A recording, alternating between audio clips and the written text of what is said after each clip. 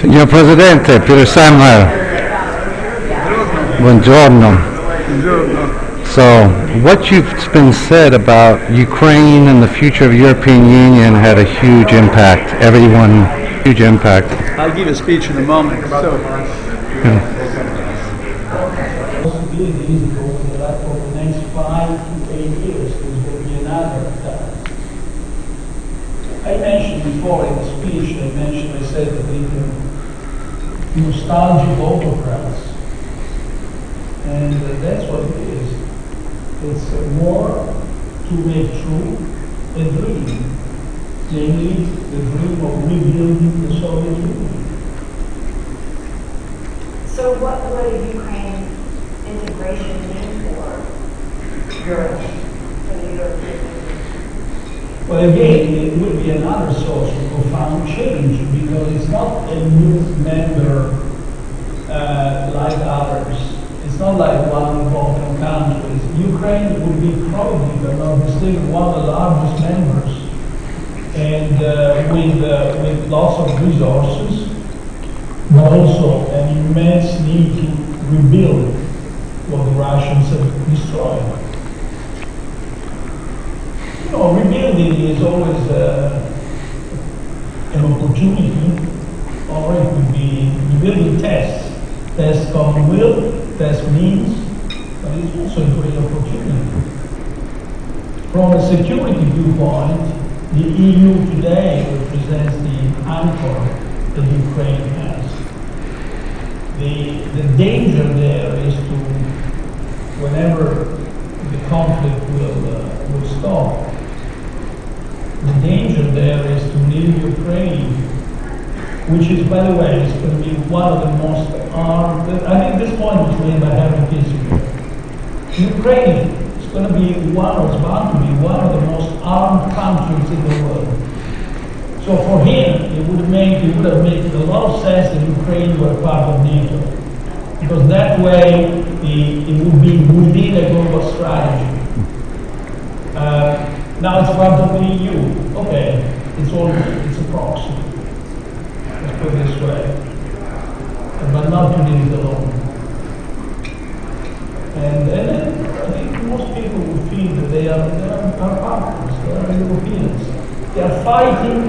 Let me be more precise. They've been fighting and dying for the same values upon which the European Union was built: democracy, peace, sovereignty, independence, freedom. And these are the values that the autocrats don't want to hear.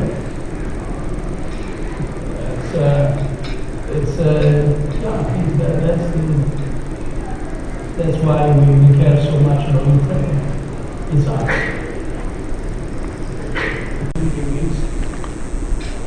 I had signed contracts with 10 different other suppliers, and within 3-4 years' time, the amount of gas that we import from Russia was to zero.